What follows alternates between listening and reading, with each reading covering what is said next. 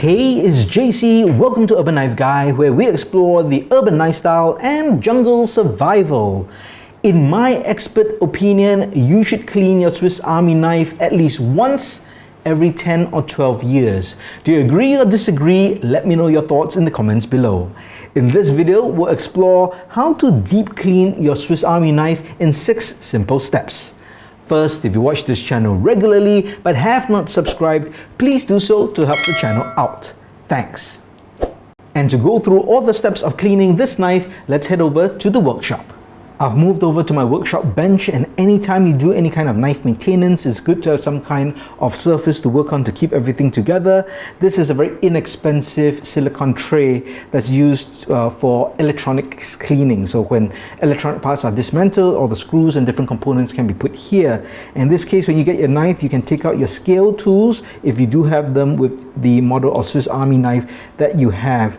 Now you can clean this, of course, independently, but I'm going to focus on the main knife first. So I should mention, there are many ways to clean a knife. There's no right way, I think, and I'm certainly not saying this is the only way. I'm just sharing with you the way I clean my knife. So I start off by going through the main tools, let's say the main blade and the scissors and the pen blade, again, depending on the model of your knife.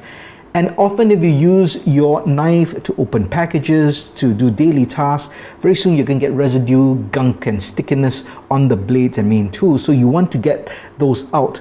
And I recommend you actually use Goo Gone. I find this works really well, or maybe a similar product. It helps to remove the gunk. It's organic, it's easy on the hands as well. So that will really help clean it up and take it out when we're talking about the surfaces.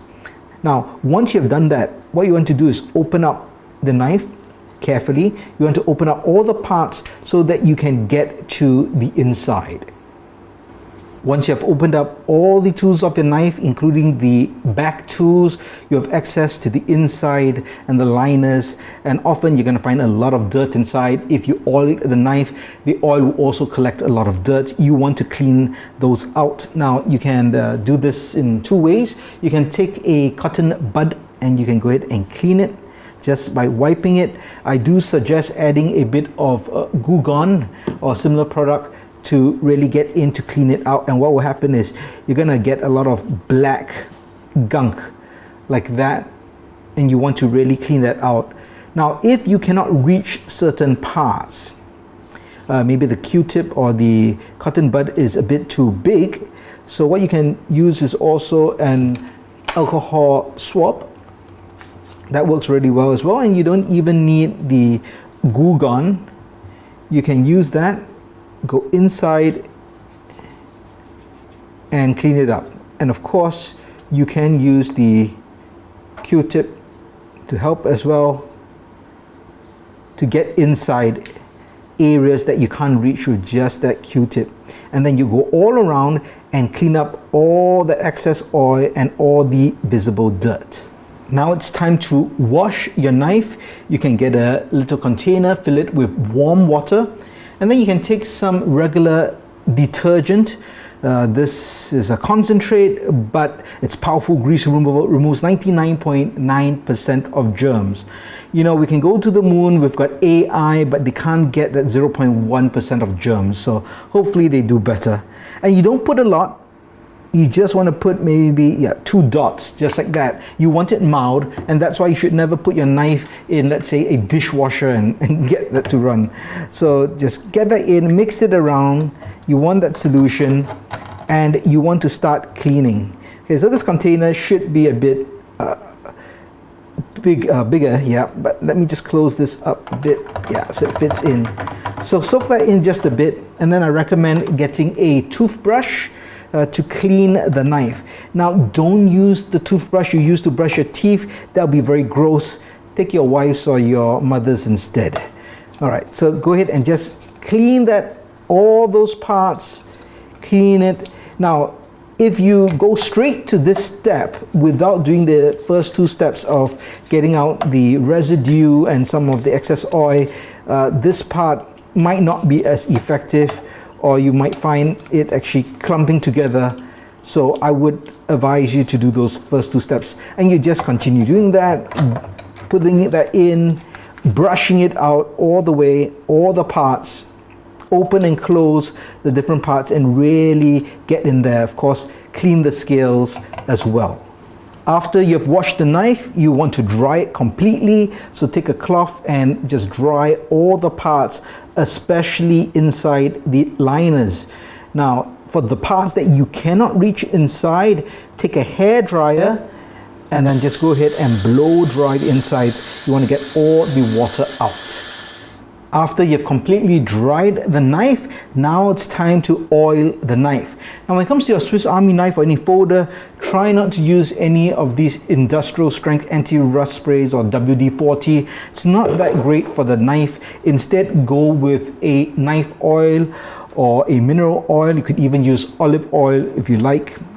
And the way to do this is just to put it into the joints, in the case of the Swiss Army knife. Now, I'll work on the back tools later, but basically, one at a time, you want to work the blades and get that in.